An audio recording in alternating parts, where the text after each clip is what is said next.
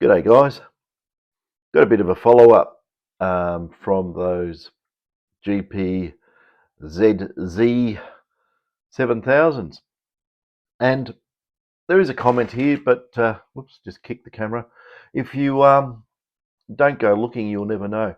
I've just got a picture of the video. It's from I think it's called GPZ-7000 against GPZ-7000, where one's modified and one's unmodified. So it's a few videos ago. But one of the owners wrote some feedback, but I don't know if anyone's actually seen this. I'll just get this into normal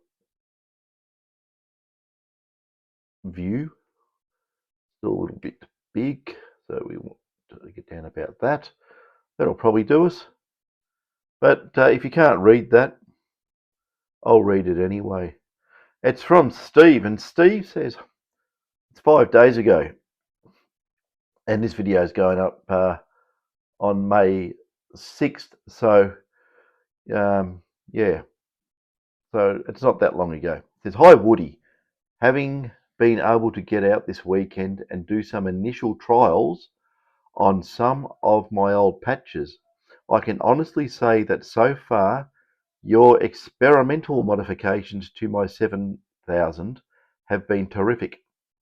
The shielding has allowed my GPZ-7000s to pick up legitimate RX, which means receive, signals in patches that I considered worked to death. I have gone to some old patches that are very familiar to me and used exactly the same coil setting setups. These areas have been raked and gridded within an inch of their lives. I know exactly how much gold was found in relation to junk or lead targets. I have simply been left dumbstruck with targets coming through that just simply should not have been there. That increase of around 15% in depth sensitivity in your video has certainly transformed into another 15 to 20% increase in targets pulled from those old patches. Of that increase, 50 to 60% were lead birdshot at ridiculous depths, and the rest were gold targets not heard before. However, the junk-gold ratio is not the issue here, simply that the modifications are producing the goods and pulling more legitimate targets for the operator. I haven't as yet reworked enough of my old patches to provide more comprehensive feedback, but I'm extremely happy with the results so far. I think you're onto a winner, Woody. Thumbs up, smiley face. So that's one of the detectors, the feedback from one. I still haven't got any feedback from David. I don't know if you're watching, David, but I don't know if you've been out of your detector yet. But yeah, so that's one of the detectors that I did, and that's the feedback from it. And that's actually on that video. What I did notice, and why I thought no one had actually seen this, because if I go back onto the, hang on, I've got to go onto the comments. I'll show you. This is quite. I scroll through all the videos here till I see it. There it is. There, that one, the GPZ or GPZ 7000 plus GPZ 7000 test. I think it's meant to say standard. The compared with the modified and upgraded. So that's one standard, one modified and upgraded. If I go onto the comments, I might have to shrink this a little bit more. I've got it too blown out so I can't navigate. Okay, where are we? We're going to go over here. Okay, it's got 20 comments. You can see where I'm clicking there. I'll click that. And I've even got Luke there saying, I love how much more responsive and clean the modified machine is. Would fatigue far less than a normal Z or Z. Watching with great interest. Love my machine as it is quite a freak for a 7000. It's quiet, sorry. It's a quiet freak for a 7000. but we'll grab a second Z or Z to mod with you once you have these mods down pat. Well, I'm pretty sure they're good as are so far, or good as is. I could get them better, but yeah, this game, you never stop. Um, you know, you can keep going and going and going and improving and doing a lot of experiments. Anyway, like I say, you go here, and this is Steve's reply. It's completely blank. And if you're looking for uh, for some information on the upgraded 7000, you wouldn't find it. That's what I noticed here. It says read more, and because I thought there was nothing there, and then I went read more, and I went click, and there it all is. So that's one to watch out for. I don't know why it doesn't show anything, and then you have to click it to get the information. I thought that was rather bizarre. So that's that.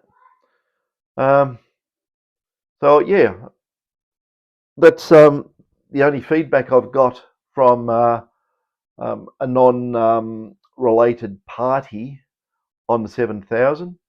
I could, well, I showed the video how it worked anyway. It was heaps quieter, and I'll let the fellow go and do the field test. Well, it's his detector. He can go and do his field test where he's been already knowing the ground, and he's given us the feedback on that. So I think that's pretty good. I think that says enough for itself. The other thing I've been doing too, this is another interesting thing, but it also reverts back to um, these things, the GPXs. I just noticed this one's come in here. This has come in for some gain board modifications and variable gain put on it. But on another one, on my workbench, I've been seriously trying to get rid of the 50 hertz, 60 hertz, 50 hertz, whatever, interference getting into the detector. I'll just move this around. I'm going to lift this up in the air. I'm going to dodge coils, detectors, and chairs, and nearly fall A over T. So this one here, I might just fire this one up actually. If I've just got to hang on a second. There is not enough room here. I really have to do something. I've got all my expensive test equipment out in the garage. Uh, you know, I've got a beautiful spectrum analyzer just sitting in the cupboard behind me because I've got no room to set this stuff up. Very, very bad. But anyway, this is no ears. I've gutted no ears and I've redone it again. But I see what I'm doing. There we go. I'll screw that on. Now this is, I'll turn the amplifier on, and I'll turn him on. Okay. Now, you know how noisy it gets in this room. It's a weekend. There'll be all sorts of things going on. So I'll just let this stabilize. This is at factory settings, factory gain, and I'll just see where we're tuned.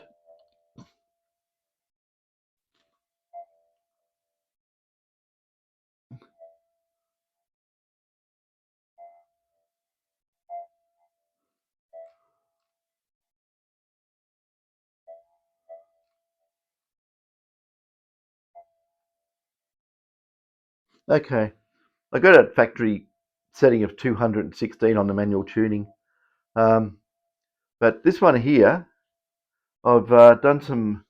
I'll just say, we'll call it notch filtering. Now, normally to do notch filtering in one of these detectors is very difficult, especially if you're doing it on the front end stage. And if you do it before the front end, if you try and do it,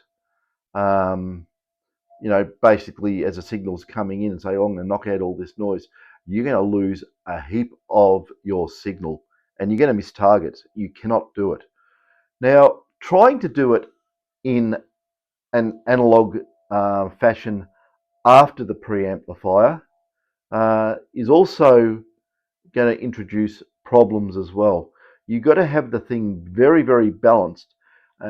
You can put filters in, try and cut out high frequency noise, but that just unbalances the way it works, and you start having an increase of low frequency component, as such as ground, and also what I noticed too, if I went too far, it would start picking up my hand if I put it on the coil, and you can't have that. So I've come back and I've completely thrown the design guidebook out the window from what I've known, and doing any type of filter. Normally you do all your filtering on a second or third stage, but I'm trying to do it on the first stage without introducing noise and any type of signal loss, or trying to anything that's going to increase the noise floor. And I think I might have nutted it out. This detector here is I don't know if you can actually hear that. I'll crank it up, but there, that's full. I'll just turn up the threshold. There you go. That's the threshold. It's sitting there, and a little bit of a warble coming through, but what are you going to expect in suburbia? I get my little test target here, 0.1 and a 0.05, and now it's as sensitive as all hell. I don't even know what I've got it in here. Let me have a look. Yeah, I've got it in normal mode. So in normal mode, just with factory standard gain, there's nothing different on this. I've even set the gain boards to factory gain. So it's not cranked up and it's not cranked down. It's sitting there running a gain, input stage gain of 48. But so if we go over here, I'm a bit low for this, but because I had the tripod set up for the computer, but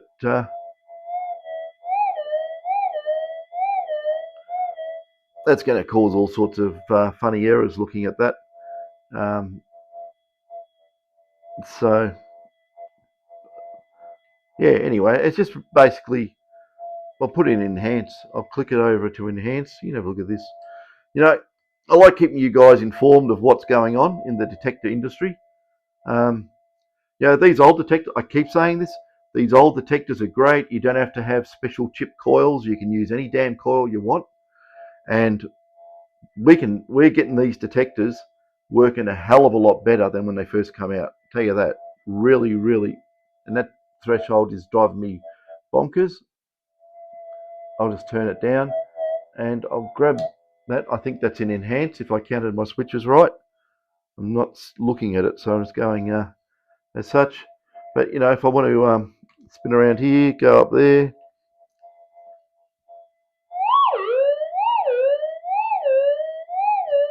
Give you an idea, on enhance, I'm going to lift this tripod up, so it's going to look like a bit of an earthquake going on here, because you got to see the actual height I'm getting this at, because it's like looking up at a building. You can't really get an idea of how high anything is above something like that. Okay. Yeah, I don't bother editing my videos, so you're going to get all this shake and shudder. Okay, down we go. Now, I've got to lock all the legs in place.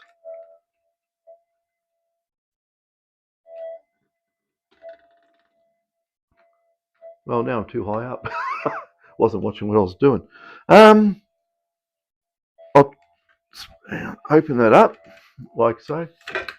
Gee, still too high up. I'm trying to get level.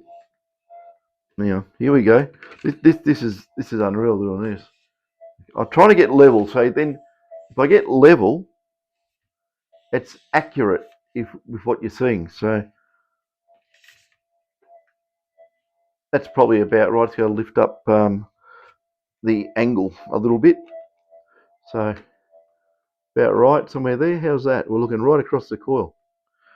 But if the way this is running at the moment,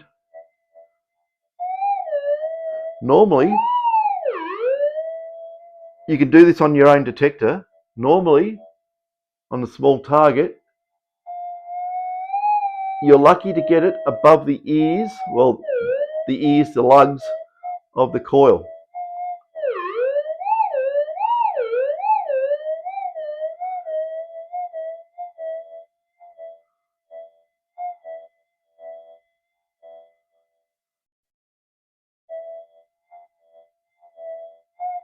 See, that's gold. If that was gold in the ground, you wouldn't hear that with a normal setup. You wouldn't hear that.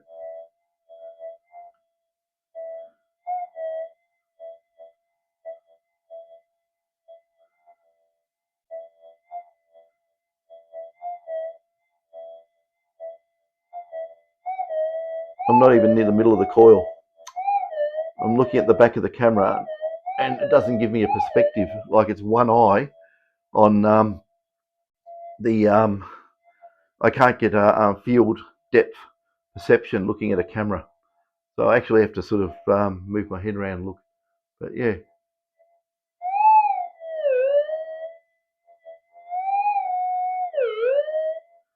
Then go really slow over it, or you can pick up some speed and go over it faster.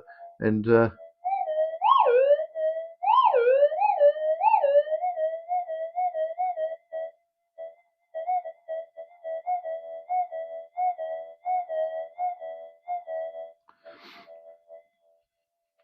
so I'll just turn that off.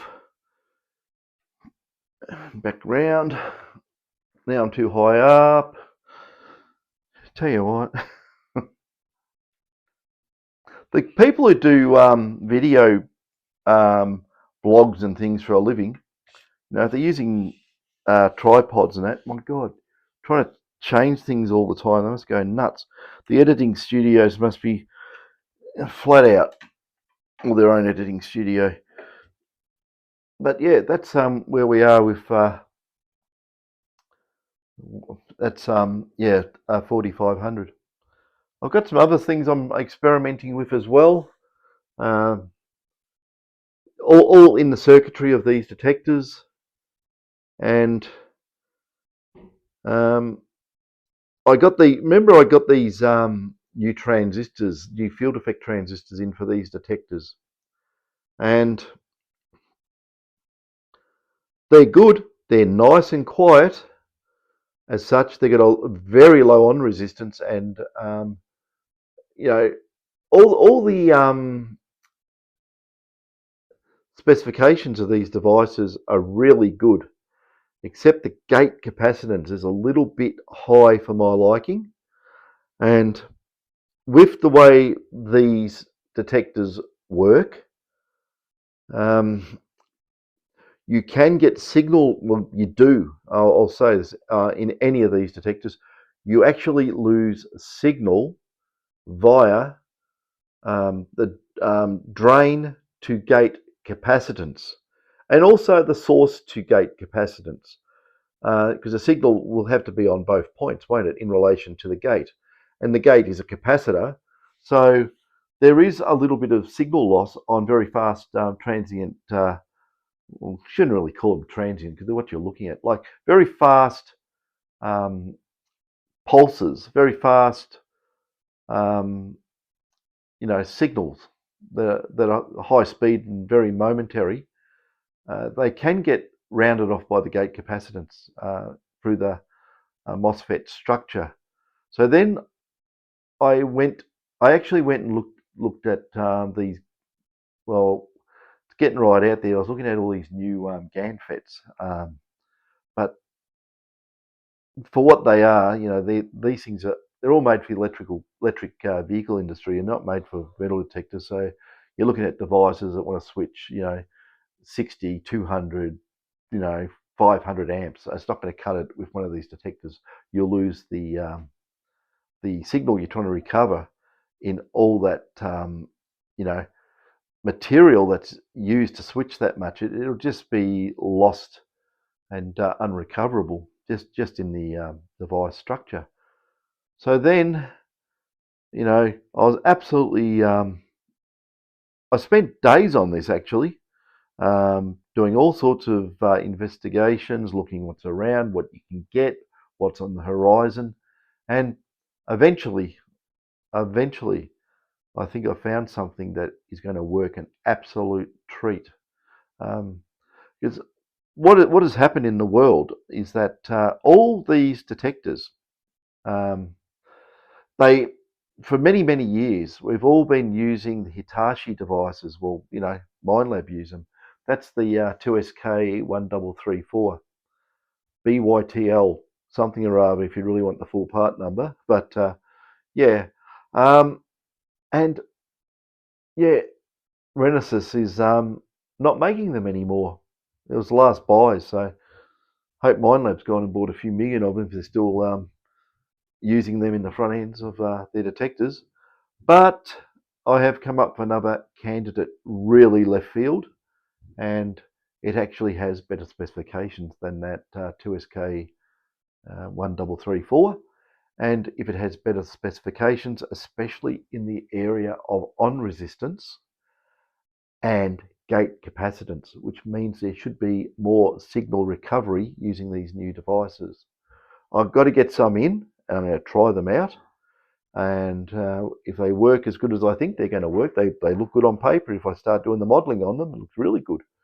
Uh, it'll be another, a little bit more in the sensitivity, depth, signal recovery area. And all this just means more gold, right? As soon as you get down, get the noise out the system, got some punch, you can negate a lot of the electrical interference. You're on a winner. So, yeah, well, this video was meant to be about the 7000 results, and I ended up going on about GPXs. But that happens, doesn't it? Um, yeah, what else is there? There's other things on the horizon. Keep your eyes open for new detectors turning up. Um, getting a little bit closer and closer day by day. And when it does, I'll put out a full video front page about it. I'll just say new gold detector or something. I'll just put the words on top of the first frame so you know what that is. Anyway, I think that's enough waffle, and catch us later.